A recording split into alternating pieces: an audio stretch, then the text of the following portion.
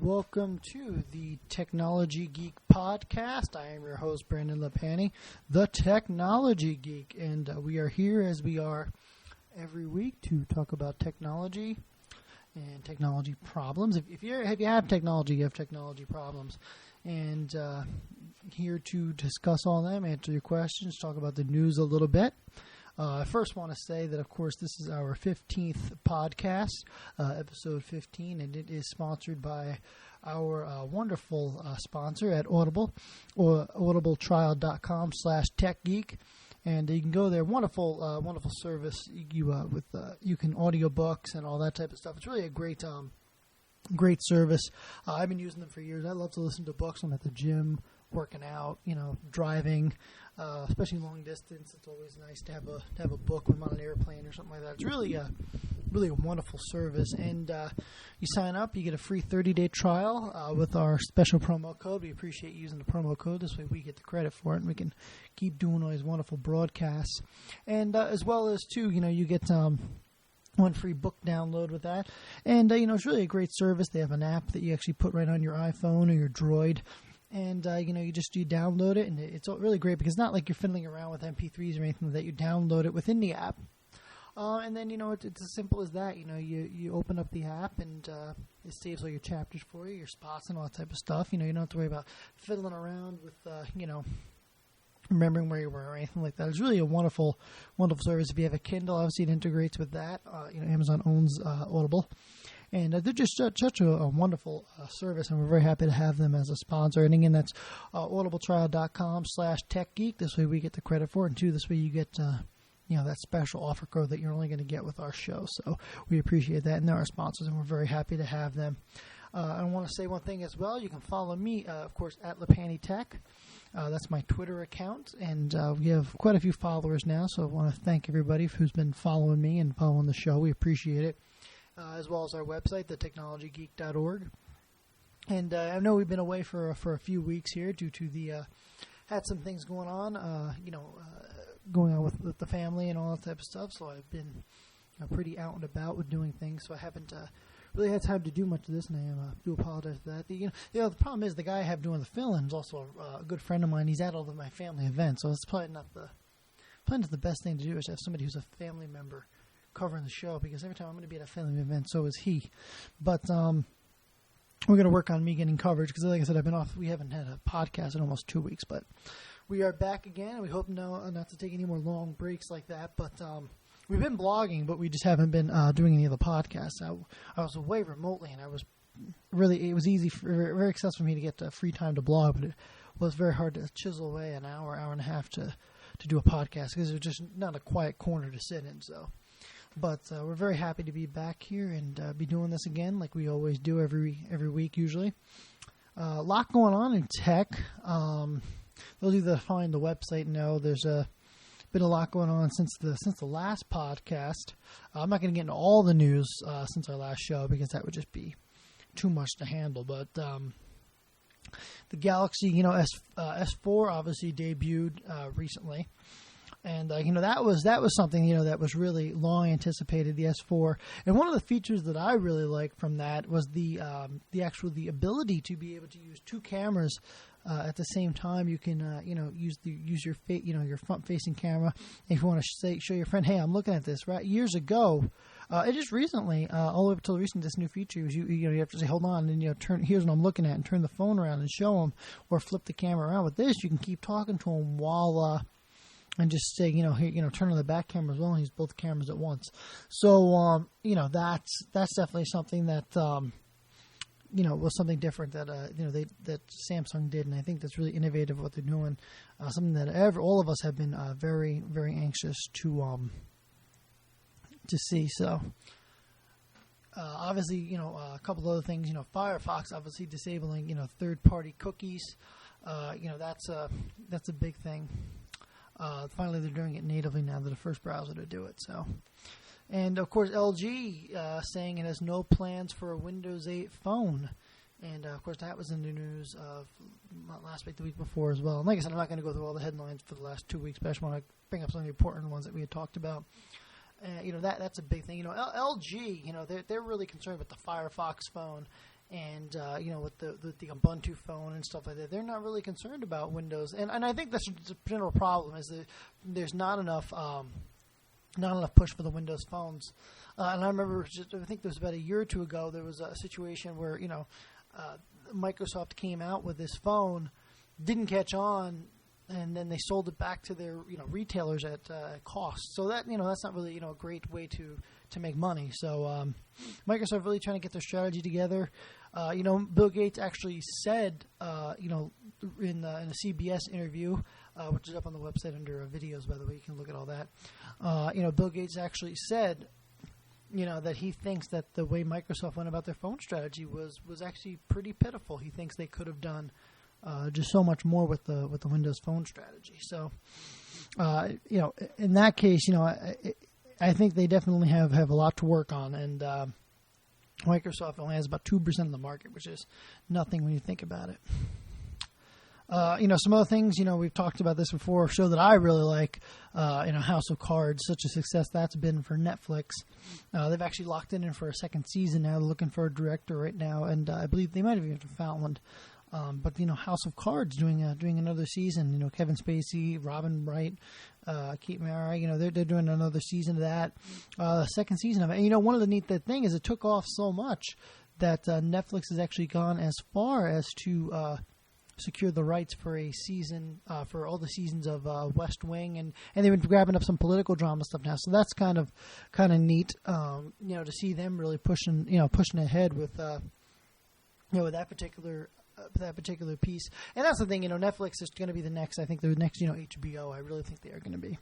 And I wouldn't doubt it if they are going to be, they outbid HBO for this series. This series is the number one series, but they say, this is definitely by far one of the number one series on Netflix. So, this is definitely a huge success for them. And they're promising 4 more shows by the end of 2013, beginning of 2014. So, I'm still a guy that's still pushing for them to put out Terra Nova, a second season of that. That was such a great show, and just I don't think CW pushed it right personally, or CW.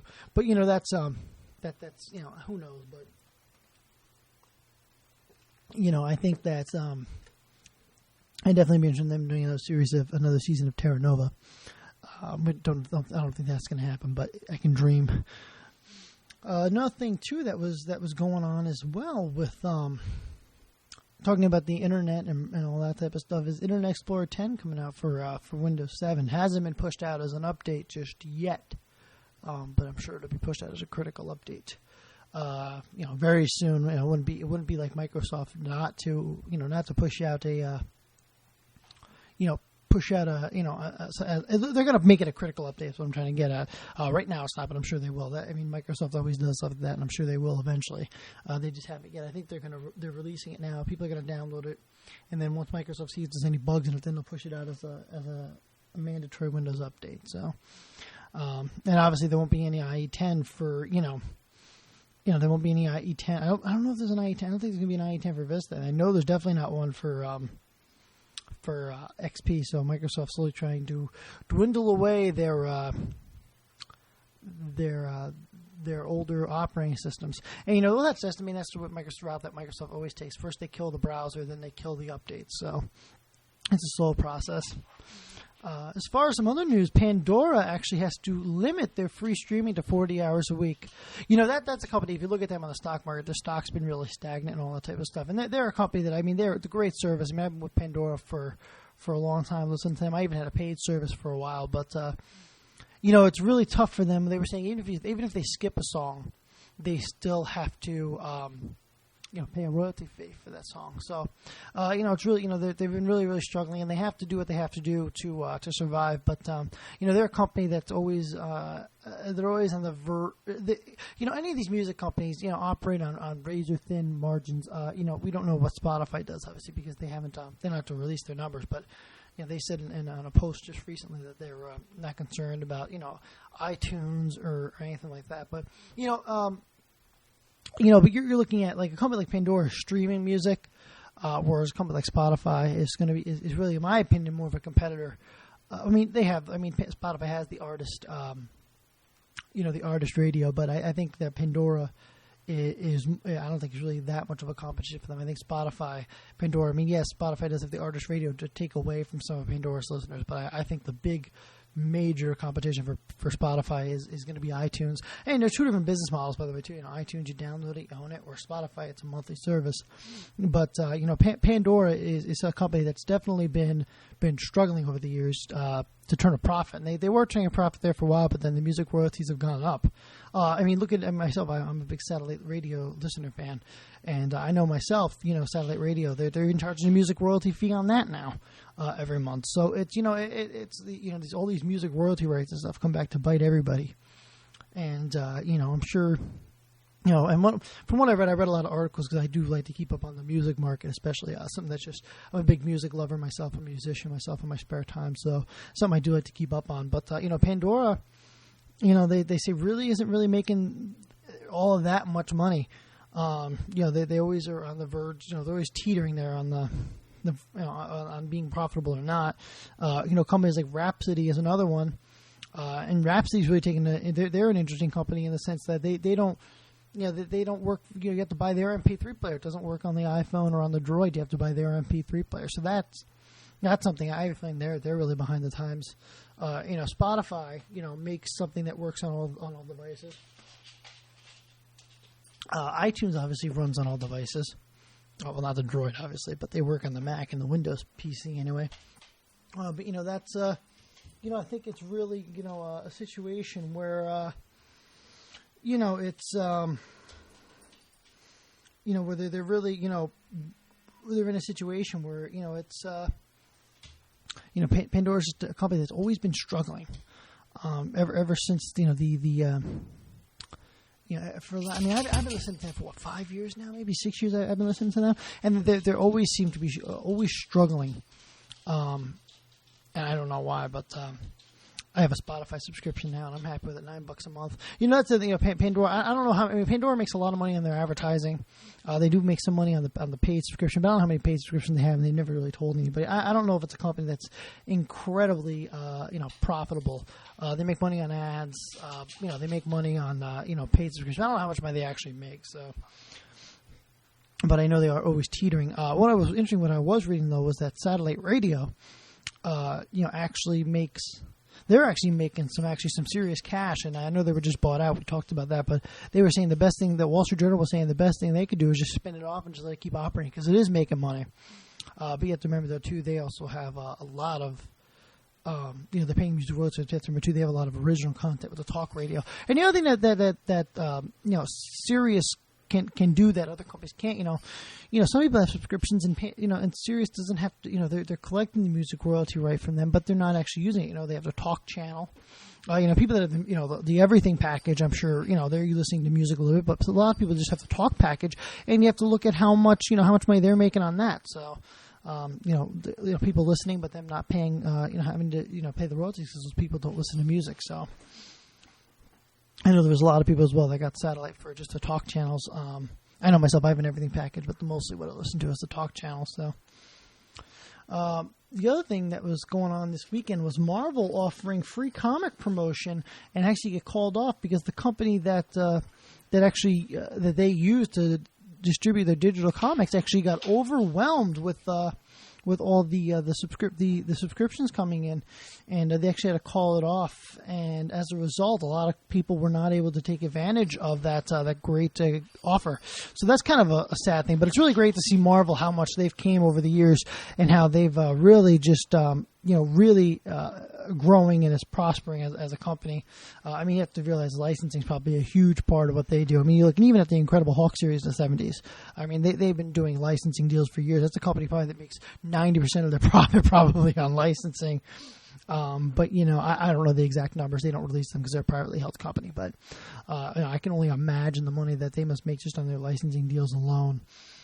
You look at that's all they do: license to movies, license to shows, all that stuff, license to merchandise. They're a great, really great company. And Stan Lee, he's approaching 90 now, but he still looks like he's kicking. So knock on wood.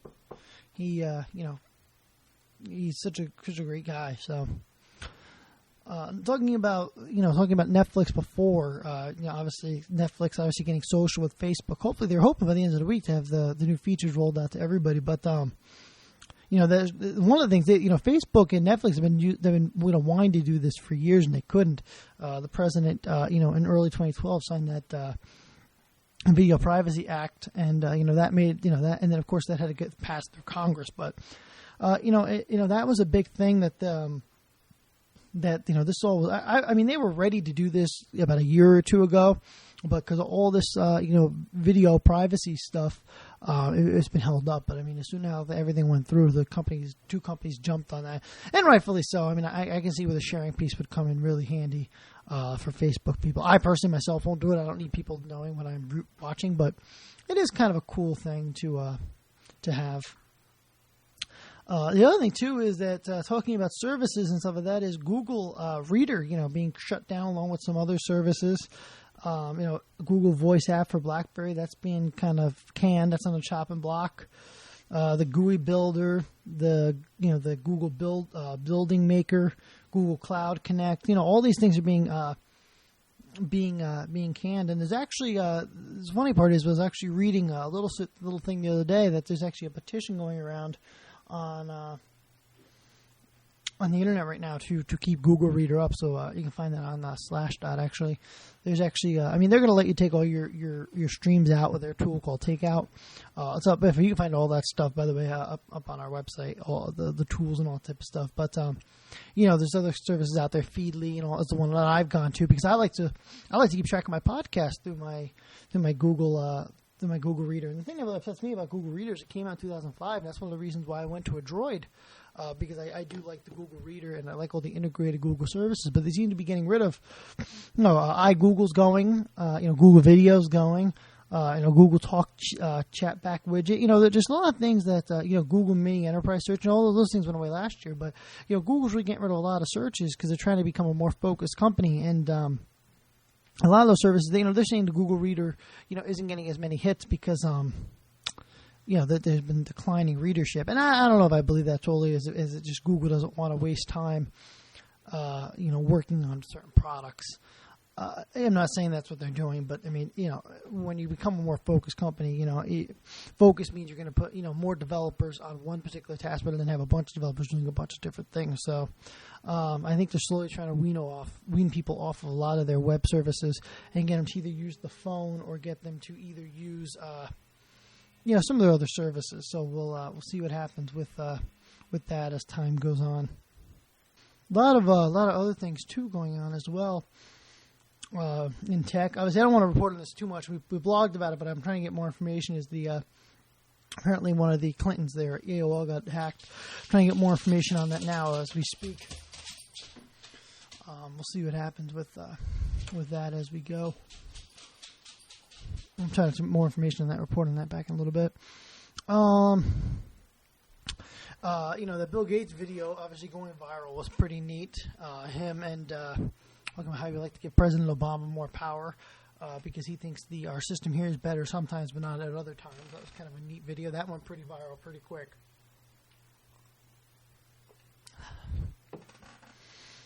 Some other things, too, is Bradley Manning, his court testimony leaked. That was a neat story that broke earlier in the week. Pulling that up right now. That was something that, I'll read part of it off to you, the part that I took a blurb from. 1 hour, 17-minute recording from a court hearing in late February. Private First Class Manning describes how he wanted to expose the bloodlust of the U.S. forces fighting the Middle East, and how he had a clear conscience after helping to engineer the largest intelligence leak in American history. They found all that information, and the tape was released by Freedom of the Press Foundation, transparency group that said it wanted the court to hear the extreme government secrets surrounding the Manning court material, and he's pretty much sunk. What I was reading on was that the recording devices are allowed in the courtroom at Fort Meade, a sprawling military base near Baltimore, and the U.S. Army has only recently started to begin releasing transcripts of the dense legal proceedings. I mean, I'm going to guess that he's going to be probably put in jail or even executed for treason. That's what I'm going to guess on that. But yeah, apparently he's pretty much toast. You know, WikiLeaks had when they first got their way, you're allowed to leak stuff to them, and apparently it keeps it confidential. But you know, he on the other hand was bragging about it on YouTube. So you know, you can have all the confidentiality in the world you want, but you know, if you're gonna be stupid enough to put it up on social media, you deserve what you get. BitTorrent, actually, speaking about streaming media, BitTorrent premieres a new live streaming platform. This is kind of cool. The fact that apparently they've been working on this for years, developing a BitTorrent. Released, what it is it was invented by Bram Corin. He's one of the main developers of the new protocol, which expands the BitTorrent. And what it is, pretty much from what I've read about it, it's based on the principal protocol, and it's designed to make real time reporting and open expression available to all, eliminating bandwidth cost and infrastructure. What it does is pretty much if you're when you're watching stuff, people are also watching stuff off you. So it's kind of a neat thing where if you're watching a video, and what it does is you're pulling bits of the video from all over the place, rather than just pulling it from one particular location. So obviously saves on bandwidth, you get faster streaming, all that stuff. So it's pretty neat, something new that they came out with. One of the goals at BitTorrent Live is just to make it possible for public to send video to thousands of people all over the world, and allowing people to see stuff that perhaps they wouldn't have seen. So, I mean, this is definitely interesting technology, building off of the original BitTorrent technology. If it's used properly, it could be used well. People are obviously going to use it for some bad stuff, but, they're looking like they want to make this a legit streaming video site. So we'll see what happens with that. Apparently they have, you have to install basically a BitTorrent Live app, which allows you to use, share videos with others who are watching. The installation process is pretty straightforward. I actually checked that out a little bit myself, and it looks pretty cool, but I don't know. We'll see if it catches on or not. Big hack in the news this week with the financial. There's a couple of hacks in the financial sector, but talking about somebody hacked the email of some big name people, Jay-Z, Beyonce, Britney Spears, Vice President Joe Biden, former Secretary of State Hillary Clinton, Ashton Kutcher, Kim Kardashian, Paris Hilton, Mel Gibson, Sarah Palin. They pretty much posted all their financial records and information out on the internet for everybody to see. So that was something that came across this week. I think it's I think it was just kind of a little bit stupid and childish, but that's just me. Obviously, with this whole thing with President Clinton, I think he's probably involved with that as well. I mean, in the sense of his stuff was pulled down with that. I don't think it's a separate hack. I think the hack was all related to the same thing. The AOL hack happened to him, I think, was coincides with this hack that we're talking about right now. So JP Morgan was taken down this week as well because of a denial of service attack that was in the news on the 12th, which was interesting. Apparently somebody DDoSed it. By the way, this isn't the first time that Chase has been JP Morgan Chase has been hacked. I remember about maybe, I want to say maybe November, they had a hack. Them and 6 other banks were hit with the denial of service. This isn't the first time they've been hit. It took down Wells Fargo, HSBC, Bank of America. This isn't the first time they've been hit. I mean, I understand it's news, but I mean, this happened in November. So, there's been a lot of this stuff going on. As far as the denial of service tax, they use the ion, the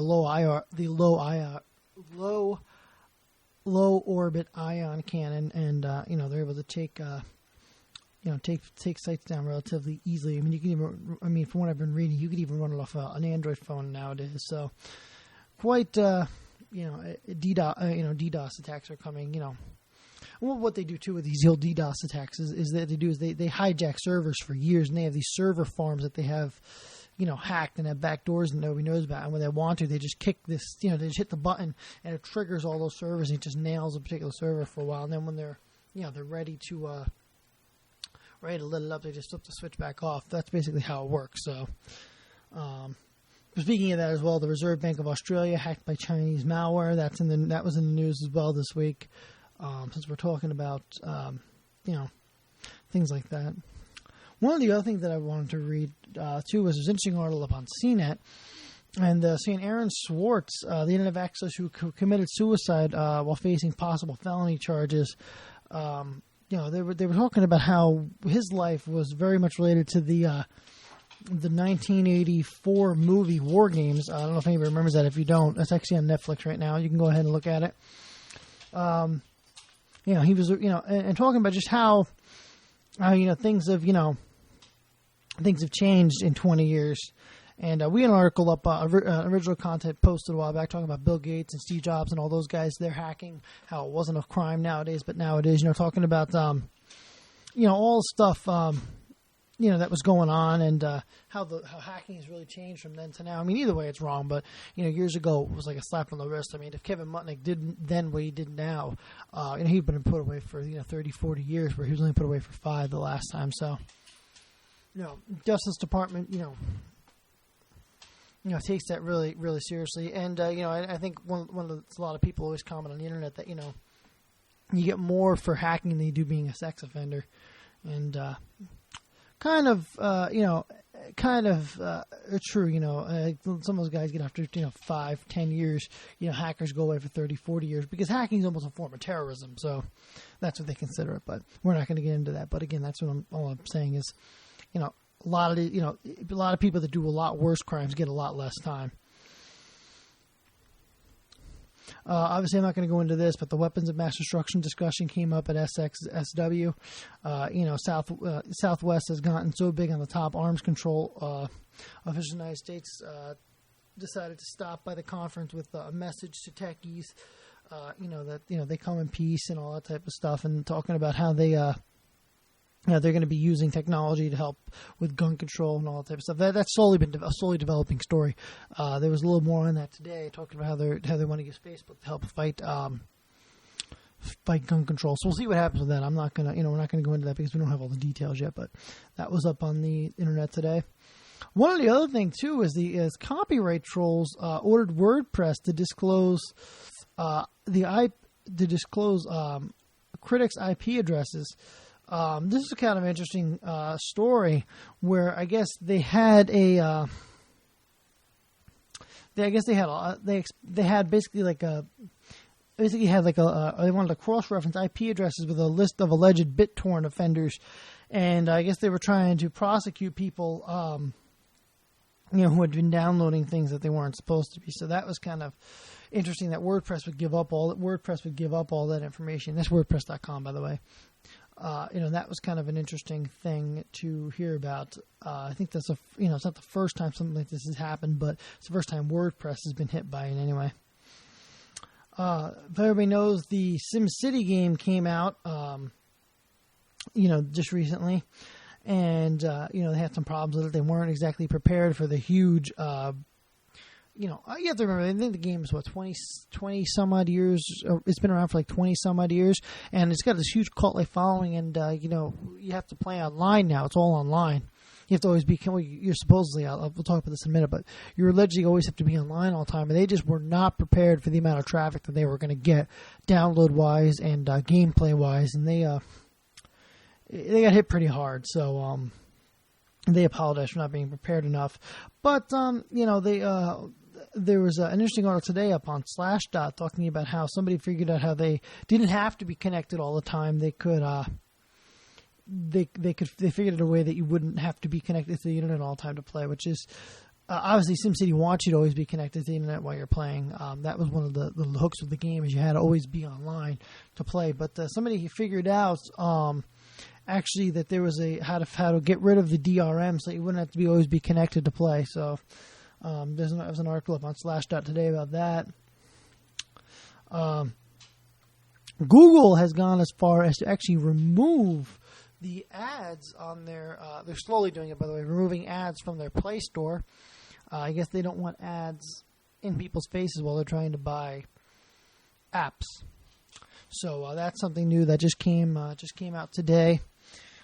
It's kind of an interesting story, and it kind of makes a lot of sense too. I mean, you obviously do not want people, getting ads in the face while they're trying to actually spend money. You know what I mean?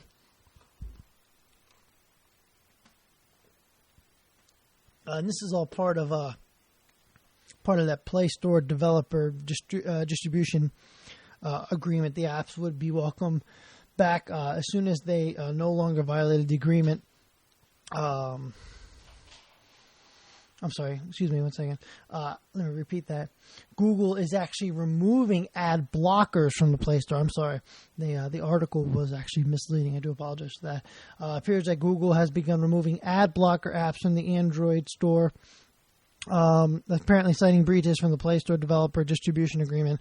The apps will be welcome back as soon as they no longer violate the agreement, though that doesn't seem possible while keeping the app's core functionality intact. Obviously, if you're selling an ad blocker app and you're not allowed to sell it, how are you going to get back on the Play Store? So I don't think they're going to do that. And rightfully, and I understand why Google's doing it.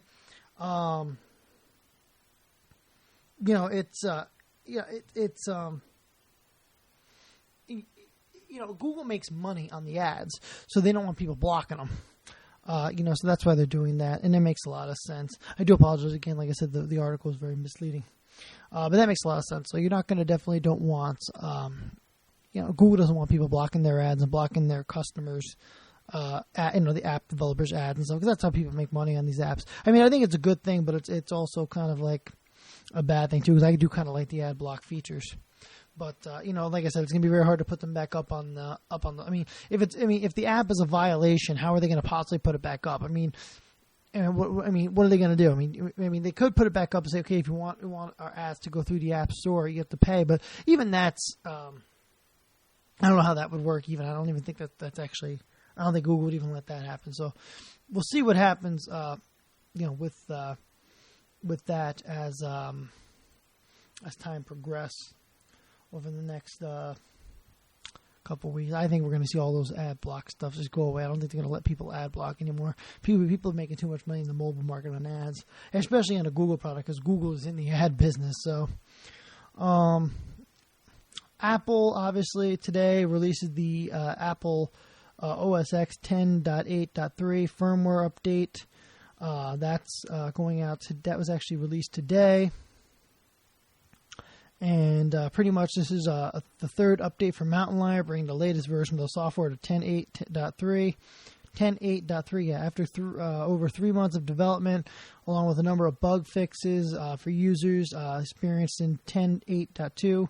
The new version has a couple of new features. Users now can now redeem iTunes gift cards using iSight camera. Now, if you want to take a snapshot of the cards, you can. That was an issue. Additional previous limits, you couldn't do Boot Camp, which supports Windows 8. There's beyond this, there was an update to fix the file //URL bug that was causing applications to crash. There's also an audio update for the 2011 Mac models, specifically the iMac series. There's there's also an SMC firmware update for its MacBook Pro with the Retina display laptops. And there was also a boot ROM issue with some graphics cards and some other stuff. So that was released. So if you have a Mac, run the updates tonight after you're done listening to this podcast. Another thing, too, if you used H&R Block for your taxes, there's a computer fund that's going to delay over 600,000 U.S. tax refunds. That was on Slashdot today. Getting to that now. Tax refunds, like I said, the Internal Revenue Service said on Wednesday, citing a software glitch, some tax companies, including the leader H&R Block. Refunds may be delayed 4 to 6 weeks from mid-February, likely not to show up until March. IRS said on Tuesday a Walmart store incorporated executive said shoppers had cashed about $2.7 billion in tax refund checks in the U.S. stores so far this year. At this point, last year it was about $4 billion. The IRS delayed the start of the tax filing season by 8 days on January 30th due to the tax law changes, but apparently this is going to hold up, like I said, about 600,000 people have glitched in the software. And as you know, if you go into any Walmart, there's always H&R Block there around this time of year, making money. So, it's a big thing. H&R Block's a big company, and, if you ever get your taxes filed with them, it's not cheap. By the way, they're probably one of the most expensive ones I've ever used. Had my taxes done once there, and I will never have them done again. But the other thing is as well, like I said, you have, if you're one of those people, so if you know your tax refund's late and you used H&R Block, you're going to be delayed a little bit. So this is actually quite an interesting article, and I don't think enough people know about that. That wasn't really public news. OpenSUSE 12.3 is out. That just released today. Facebook adding hashtags, which is a long time in the making, by the way. A lot of people don't know that, but this has been something I guess they've been working on for a while now. They haven't jumped on the bandwagon for hashtags forever. Anytime somebody shares their Twitter feed with their Facebook feed, you always see the hashtags, but they don't do anything. But apparently Facebook's going to start rolling out hashtags, which I think they're actually behind the time on this. What it has to do is to do this, the company has to actually go start indexing all its posts and comments to make the search possible in the graphic search, which, by the way, all their posts and all that are already indexed. If you're a blogger like myself, you know that if you post links up there, Google immediately finds them. So they are indexed, but they're just not indexed for their graphical search. Hashtags are useful shortcuts, but almost all companies use them nowadays. Facebook's really, behind the times and are trying to catch up with the game as far as that goes. So we'll see what, hashtags, it's kind of one of those things that makes the world go around, just what's trending. It kind of makes, what's trendy, what's this, what's that. So it's kind of cool. One thing is you can, I'm like myself, I'm into ham radio. If I want to see what ham radio posts people have, if I'm looking for friends on Twitter, you just type hashtag ham radio and all the ones come up. So it's kind of cool. Google indexes them already and stuff, so it's pretty neat. I like it. I'm glad they're getting into the hashtag business. Let's see. StarCraft 2, Heart of the Swarm releases today. Myself, I'm not a huge gamer, but that is news to me. I was a big StarCraft fan as a kid in high school, and I think everybody was interested to hear about that. I was more excited, by the way, to hear that while I was on my little break from the show, is that looks like all the original cast is going to come back for Star Wars. That's pretty intense. We'll see how that goes. And by the way, while I was out on my break, I also took my ham radio, my general exam, so now I'm not just a tech anymore. I'm also a general class ham radio operator. I know some of my ham buddies do listen to this show, so you guys, I'll be seeing you on the upper bands. Another thing, too, kind of neat, a lot of people don't know about, Netflix kicking off the 100,000 cloud prize competition. What they're encouraging people to do is actually get out there and to actually develop video distribution powerhouse unveiled Netflix cloud prize, a competition with a total of 100,000. You can actually go and they want to actually look for announced. Pretty much what they're trying to do is, from what I read, there's 10 different categories you can develop for. If you get something that they like and you win the competition, you get $10,000 for it. All the submissions have to be in by the 15th. It wasn't the first time they've done this. 2009, they did $1 million Netflix prize. That was pretty cool. They have 33 million viewers worldwide. So that's pretty cool. They're pretty much what the broadly speaking, cloud computing encompasses all digital services, and we are looking for somebody to create an app for desktop, PC, laptop, tablet, but rather relies heavily on a server elsewhere.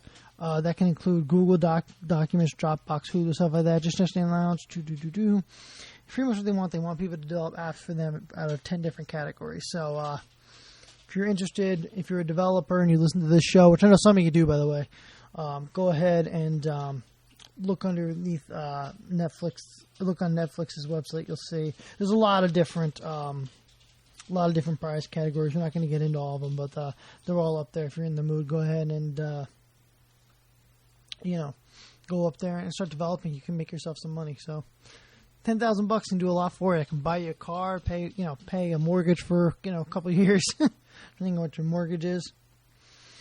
Aaron Swartz being honored, by the way, with the Freedom of Information Award that was given away. That was on CNET the other day. Dropbox just today was just announced. We're actually writing a post for this, but I'm kind of giving it away. So, there's actually Dropbox actually acquires the company called Mailbox. They just released actually their iPad app or iPad app about maybe like a month ago. And now they're being bought out by Dropbox. So good for them. And we're glad to see an entrepreneur succeed. But it's they're really lucky. I mean, a lot of companies just can only dream of getting picked up by a big company like that. So good for them. Let's see. That's kind of pretty much all the news we have for now. We're going to go to our questions here after we talk about another sponsor. Of course, let's not forget about our wonderful sponsor, of course, at Audible. audibletrial.com/techgeek. Again, that's audibletrial.com/techgeek. And we got a lot of wonderful questions this week. I first want to say, by the way, ladies and gentlemen, if you want to submit any questions to us, by the way, you go to our site, thetechnologygeek.org, and click on submit and submit a question to us. You can do it there. Or, by the way, you can go ahead and tweet me at LaPantyTech on Twitter. Best way to get in contact with you would be send me, like I said, either submit it or tweet it to me. I know some people just send me direct emails. I get so much email, as you know, it's very hard for me to process it. But if I get it through a tweet or through the form, I seem to pick it up a little better. So I just want to thank you for that. If I did miss any of your questions, please resubmit them again, and we'll answer them. Lot of good questions here, folks. First one they asked was, why does the internet get slow whenever I stream Netflix? Well, that all depends. I can tell you myself, I have a 5G here at home, and if I'm watching Netflix, there's just no way possible to upload a podcast or to do anything like that. It's just it really depends on your internet. Netflix is supposed to auto-adjust, but Netflix is going to always take priority. They always seem to grab the most bandwidth of anybody else, which all streaming media does, but Netflix itself wants to give you the best quality video they can, so they chew up as much of the bandwidth as they can get their hands on. It's just the way it is, unfortunate, but if you want high-def video, that's the price you pay, I guess. So what you're going to do, you're going to either have to upgrade your internet or change the way you're providing it. The other reason why it could buffer, the other thing you could do is you could let the movie buffer, but that would take a really, really long time. It's like an hour or two movie you're talking. That's a lot of gigs. So I think your best bet is going to be just to upgrade your internet or either watch on your phone while somebody else is using the internet. I don't know what to tell you on that one. But probably your best bet is going to be one of those last two. How can I watch DirecTV when we're on the road traveling? Well, there's an app for that. You can watch it on your iPad if you want. The other thing DirecTV now has is they have an auto director where you can hook that up to your you could just hook it up, I guess, to the side of your RV, and as you're driving, it auto adjusts for you. I've seen those before. They sell those as well. It really, there's a couple options you could do. You can stream it, or you can set up one of those little devices. I'm sure exactly what they're called, but that's an option. I actually know somebody that actually did that on his RV. He actually got one of those and hooked it up, and it's kind of neat as you're driving and things moving all over the place. But he gets good reception with it, so I can't complain. The other thing one question is, how can I move video files on and off of my Samsung Galaxy? There's AirDroid is one that you can use. Trying I think it's the other ones. You can use the sync. They do have a sync that you can buy with the Samsung phones that you can sync videos and movies, stuff like that to your phone. I think your best bet though is going to be AirDroid. I've used it. I know it works. So, is it legal to record your audio books, and how do I do so on a Mac? It's very legal to tape. There's nothing wrong with taping an audiobook. Especially if you just want to use it for your kids or something like that. What I would do if you want to do it on a Mac, you just fire up GarageBand. You can make MP3s, throw it that way. You can do that. You can get a third-party app called Audacity. That'll do it for you. That's free. If you have a Mac, you're probably best bet just fire up iTunes and do it. Or not iTunes, GarageBand, and just do it. That's what I would do.